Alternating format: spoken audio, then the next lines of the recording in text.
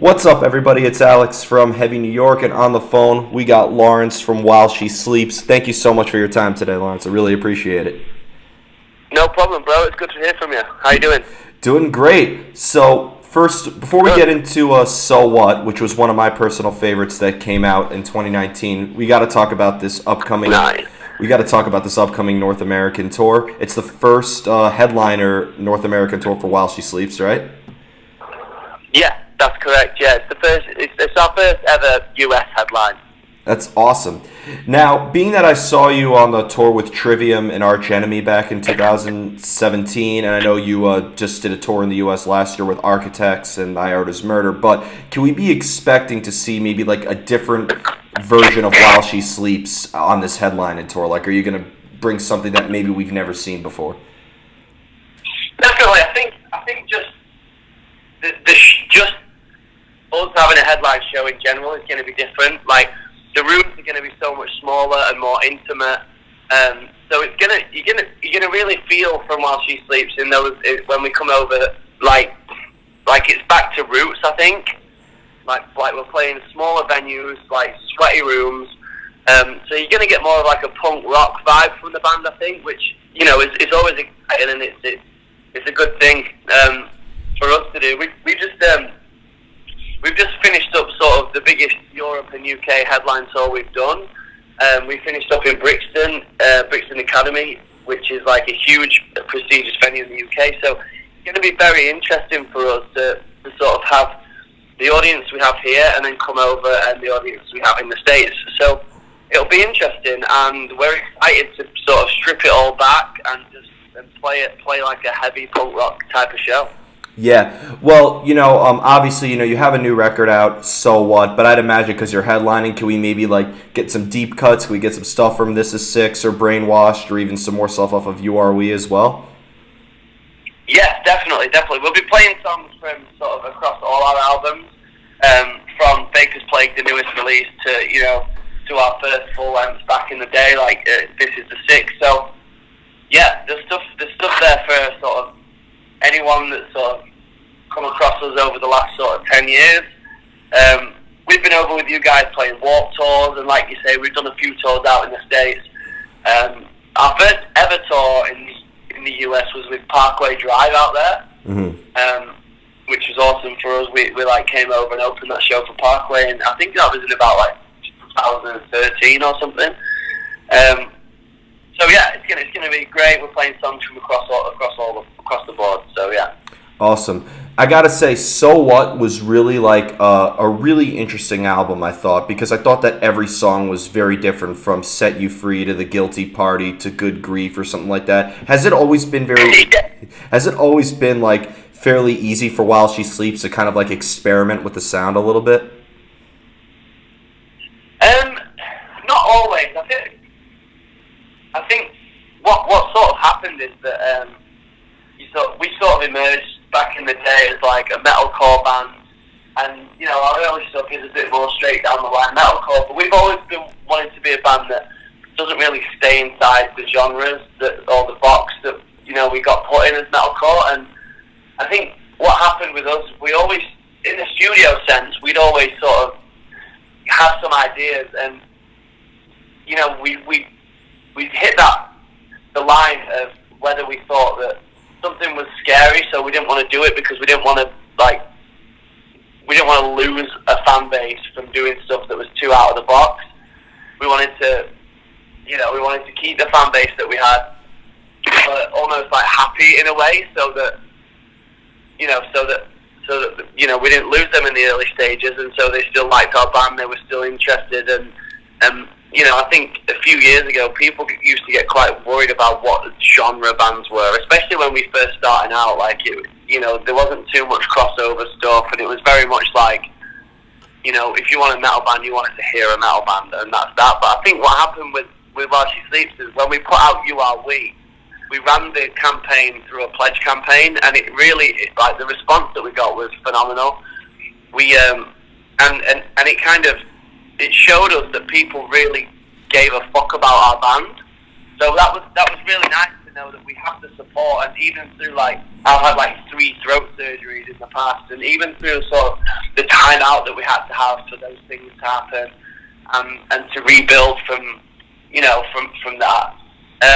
It was really nice to know that so many people were still behind the band, and I think with that came the confidence to be a bit more experimental. And when something sort of like not worried us, but we have this saying in the studio at the moment where it's like, if something scares you, just put it in, you know. And I think a lot of the, like Sean's riff style and a lot of the whammy stuff, a lot of sort of the more electronic sounding stuff for the album, although it is a bit like, it's very different for us, but it allows us to step outside that box, and that's, you know, that's exciting for us. It's exciting in a studio sense, it's exciting live, and it just means that we can really harness that now and be like, you know, where can the next album even go? Do you know what I mean? So it was exciting for us, and I think we gained that confidence and knowing that people really gave a fuck about our band, and it's allowed us to be more experimental, step outside the comfort zone of being a metalcore band, and yeah, it keeps our fans on our toes as to what to expect from another record. Yeah. Well, you know, the song that really spoke to me on So What was The Guilty Party, because I thought that song, I thought I saw some of the most relentless sides of While She Sleeps on there, and then some of the most melodic sides, like the way you guys were able to switch off like that. Like, there has to be like a certain art vocally, like I'd imagine, you know, how do you guys come up with an idea? Is there like a lot of improvising involved in the songwriting process? You know, Sean, our guitarist, he's got like a library of different ideas, and we just, I don't know, we don't really stick to one formula, you know. I think Sean does a lot of the writing, and he's got his set ways where he will find sort of ways to come up with the demo. But I think, like I said, I think we're not too strict or too within the lines about where the band's sound can go now. So I think Sean feels really relaxed in being like, I'm going to try some really experimental stuff and see where it takes us. So I think we do that, and then sometimes we'll like chop a song in half and put the back end of the song at the beginning and see where that takes us. And I think really, like, as we've all grown older, our music tastes, although we have a lot that are the same within the 5 members of While She Sleeps, we have so much that's different as well. And I think what you get with that is, you know, you get 5 people all putting in their influences and what they like about music, and I think the collaboration of everyone doing that just creates the While She Sleeps sound. And I think it's cool for that. You know what I mean? Like, 1 minute it sounds a bit like punk rock, the next minute it sounds like an old nostalgic like ATB tune, like dance kind of tune in a way, you know. But it's still all done like organically with like guitars, and like it doesn't go too electronic, so you know, that it's really cool, and I'm looking forward to doing, I wouldn't say more of it, but I'm looking forward to having work on songs that have that. Yeah, definitely. And I'd imagine, because, you know, you've played with a variety of different bands as well. Like, you know, I said the first time I saw you was Arch Enemy and Trivium and Fit for an Autopsy opening up. And I know that on this North American run, you're bringing out He Is Legend and Savage Hands. I mean, you guys in He Is Legends, what a great way to celebrate Spine Farm Records. And so I'd imagine, like, you've played, your sound has allowed you to play with many different audiences as well, right? Yeah, definitely, and I think what's nice about it is, like, I was like reading up on some like really old school bands, and you know, a lot of the, like, my favorite bands came about by basically having members that like different genres and just smashing them together. For example, like Deftones, Rage Against the Machine, Linkin Park, Bad Brains, they all collabed like different sounds, you know, and sort of mixed like rock and rap, or like melodic stuff with like heavy stuff, and it's exciting for me in that way to sort of see where this can take us, and also it allows us to tour with like whoever will take us, really. So, you know, we'll tour with anyone at any time, kind of thing. So yeah, hopefully like the sound will open doors, and yeah, we can tour with whoever, really. Yeah. Now, I've seen you live on multiple occasions. Also just saw you live at Sonic Temple Fest, and I got to see you Yeah. on a bunch of tours. But for a lot of people I know who are coming out to the show in New York City, this is going to be their first time seeing While She Sleeps. So, how different of an experience could a fan of you get seeing you live versus simply listening to you? I think that it comes. I think it's obviously more energetic. I think that it's probably a bit heavier live as well, just because you're feeling that raw energy, and I think that a lot of the times when I hear bands that I like and I go and see them, it translates quite a lot heavier than it does on a record. So I think that's the main thing. I think you're going to get like a high energy show that's gonna sound like heavy. Yeah, definitely. I mean, there was definitely some at the Arch Enemy show. There was definitely some people fearing for their lives in that pit. Let me tell you. Yeah. Probably because I'm like flying off the stage at them, and they're like, "What the fuck?" Yep, I know, and it was a sight to see. Let me tell you. But I was watching from the back like a good boy. Now, as a vocalist, do you need to hear music in order to come up with lyrics, or is there a time where maybe a concept or a subject matter could determine the outcome of the music? I write quite freely. I write in a lot of different ways, and some of the other guys in the band also write as well. So we like collab on lyrics quite a lot.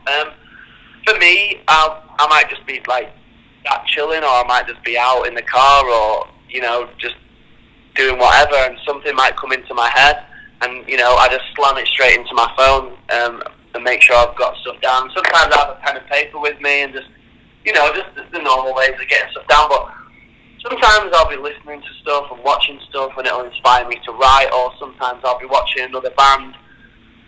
Like when you're watching a band that you don't know and you don't know their lyrics, you can almost sometimes write down what you almost like think they might be saying in that way, and sometimes that sparks ideas. But I get a lot of my ideas writing from like day-to-day living, people I like bump into, or shit that's happening on the news, or like fucked up shit that's happening across the world. And I think that's why you see such an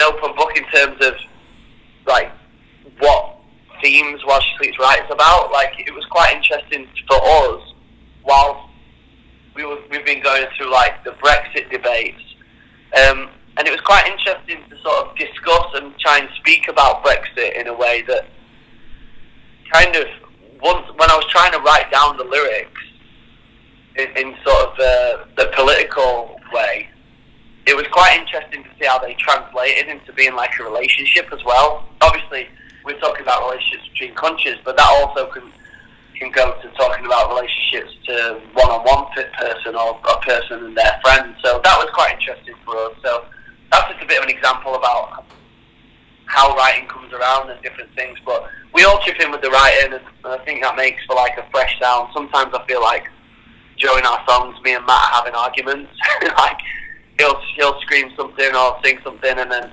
I chip in with something. And I think it's nice to get a dynamic in that way. Like it having three voices all singing, myself, Matt, and Sean, just means that hopefully the sound of one person's voice doesn't get too much over an album.